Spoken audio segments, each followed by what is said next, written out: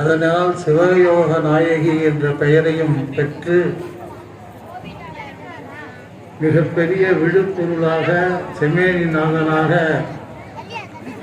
அம்பாளுக்கு தான் இந்த இறைவன் முதலாக காட்சி தந்ததாக புராணங்கள் கூறுகின்றது. அதையடுத்து இதிகாசங்களை எடுத்துக்கொண்டால் பரசுராமர் சத்திரி குலத்தின் 21 தலைமுறையை வெட்டி வீழ்த்திய போது அவர்களுக்கு சத்திரியகத்தி தோஷம் என்பது வந்துவிட்டது.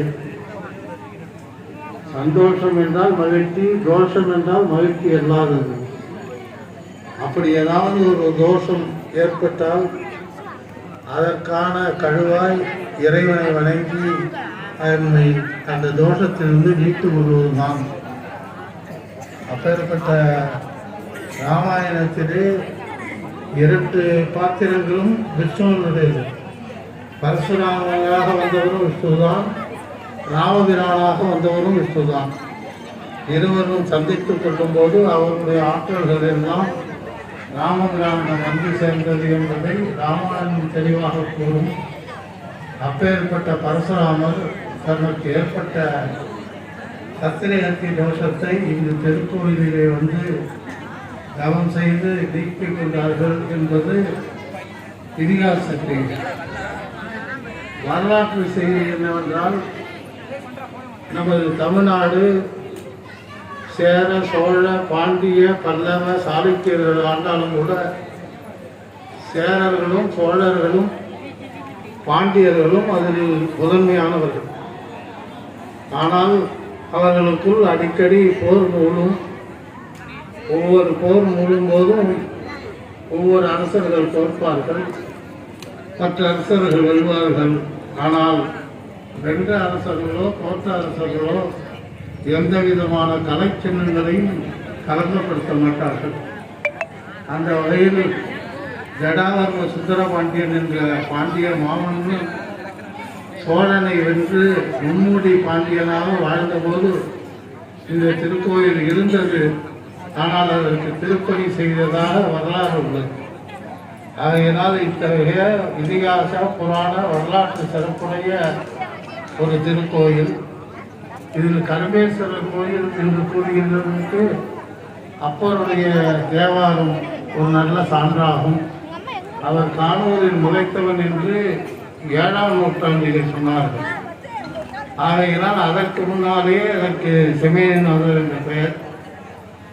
ஆகையினால் இப்பொழுதுதான் இந்த மண்ணில் மூடி ஏதோ சில 100 ஆண்டுகளுக்கு முன்னால் எடுத்ததாக சில செய்திகள் எல்லாம் சொல்கிறார்கள். அதெல்லாம் எல்லா எழுத்துக்களையும் ஒப்புக்கொள்ள முடியாது. சரியான ஆதாரம் என்னவென்றால், அப்பர் காலத்திற்கு முன்னால் களப்பிரர்கள் நம்மை ஆண்ட போது ஏதோ ஒரு இயற்கை சூழலினால் நம்ம கோயில் மண்மூடாக ஆகியிருக்கலாம். ஏனென்றால் அப்பர் வந்தபோது கானூரில் முளைத்தவன் என்று கரும்பு என்று சொல்லவில்லை, கானூரில் முளைத்தவன் என்று கூறிய காரணத்தினால் அப்பர் காலத்திலிருந்தே இந்த கோயில் மற்றொற்ற 7ஆம் நூற்றாண்டிலிருந்து மிக சிறப்பாக விளங்கிக் கொண்டிருக்கிறது என்பது நமக்கு அகத்தாண்டாக ஒன்றாக தெரிகிறது. அப்பேற்பட்ட திருக்கோயிலில் சற்றப்போ ஒரு 10 ஆண்டுகளாக நாம் மகா சிவராத்திரி விழாவை மிக சீரும் சிறப்புமாக கொண்டாடி கொண்டிருக்கிறோம். சிவராத்திரி விழாவின் சிறப்பு என்னவென்றால், சிவனுக்கு இரவிலே பூஜைகள் செய்வது என்பது வரவில் இல்லை. அம்பாளுக்கு தான் நவராத்திரி போன்ற மாலையில் விளக்கு வைத்து நடத்துகின்ற நமது குத்துவிளக்கு பூஜைகள் கூட செய்கின்றது.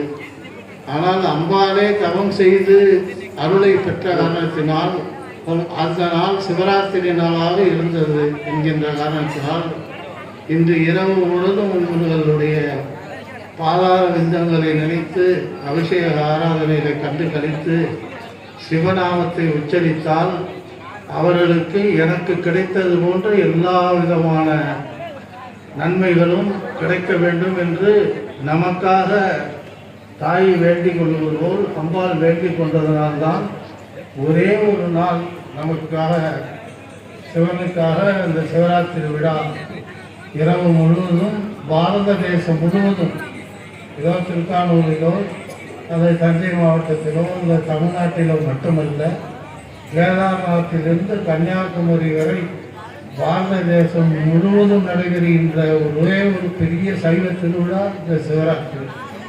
அதனால் அந்த ஒரு அருமையான விழாவை நமது திருக்கோயிலில் பெயரிட முடியாது, சொல்லக்கூடிய அளவுக்கு பல்வேறு பக்தர்கள் தங்களுடைய பங்களிப்பின் சிறப்பினால் இதை தொடர்ந்து ஆண்டிற்கு ஆண்டு மிக சிறப்பாக நடத்துவதற்கு எல்லாம் உள்ள இந்த இறையருள் நம்மை கூட்டுவிக்கிறது என்று கூறிக்கொண்டு, அங்கிருந்து விட்டதை தொடர்ந்து நாம் ஒரு திருப்புகழ் பஜனையை பாடுகிறோம்.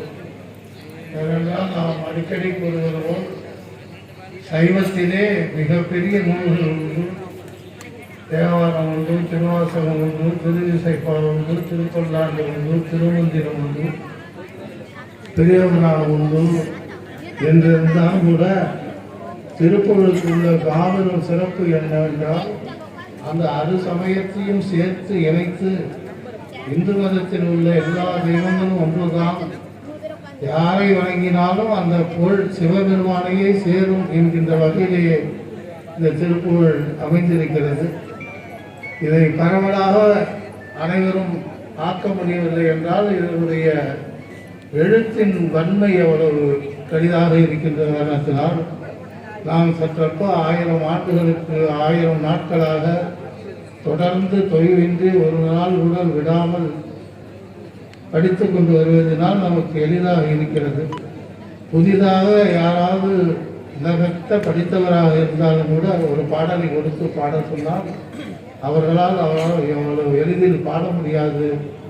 அப்படிங்கிற சிறப்புமிக்க திருப்புகழ் பஜனையை நாம் இப்போது 2ஆம் நாளம் பொங்கும் வரை வைக்கிறோம். அதற்கு முன் எனது அன்பிற்கினிய செல்வன் கார்த்திகேயன் அவர்கள் நமது திருக்கோயிலினுடைய பாடல் ஒன்றை